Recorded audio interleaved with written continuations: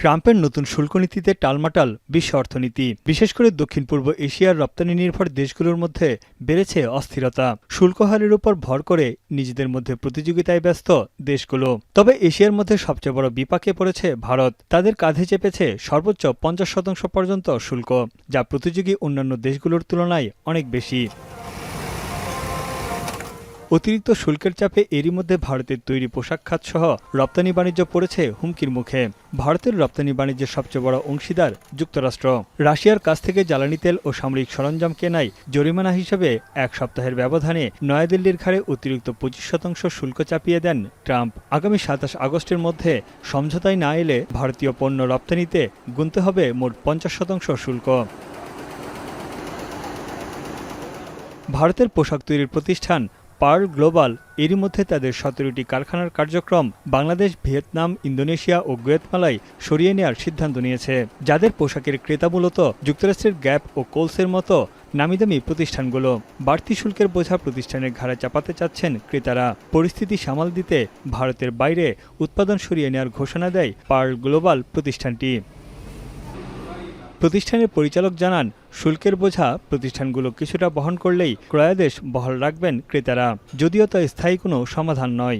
India is still uncertain because there could be some further negotiation. Things might change.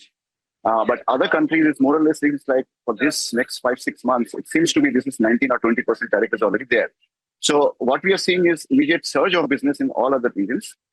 India, we need to adjust. Some of the US production has to come out of India to other countries and have to be the same capacity has to be filled up by the other countries' production. ভারতীয় পোশাক খাত আগে থেকেই শ্রমিক সংকট ও উৎপাদন সক্ষমতা নিয়ে সমস্যায় ভুগছে। এখন মার্কিন শুল্কের বোঝা ও ক্রেতাদের চাপে বড় ক্ষতির মুখে পোশাক প্রতিষ্ঠানগুলো। ভারতের অভ্যন্তরের কারখানাগুলো তুলনামূলকভাবে বেশি ক্ষতিগ্রস্ত, তাই কারখানার জন্য বিকল্প দেশ খুঁজে বেড়াচ্ছে তারা।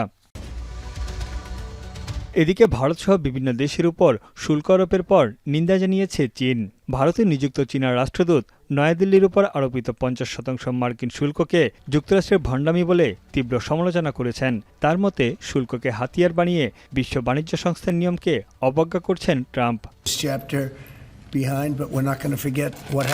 শুল্ক ইস্যুতে ভারতের সঙ্গে আর কোনো ধরনের আলোচনায় যেতেও রাজি নন মার্কিন প্রেসিডেন্ট। ওভাল অফিস জানিয়েছে, শুল্ক নিয়ে বিরোধ নিষ্পত্তি না হওয়া পর্যন্ত বন্ধ থাকবে বাণিজ্য আলোচনা।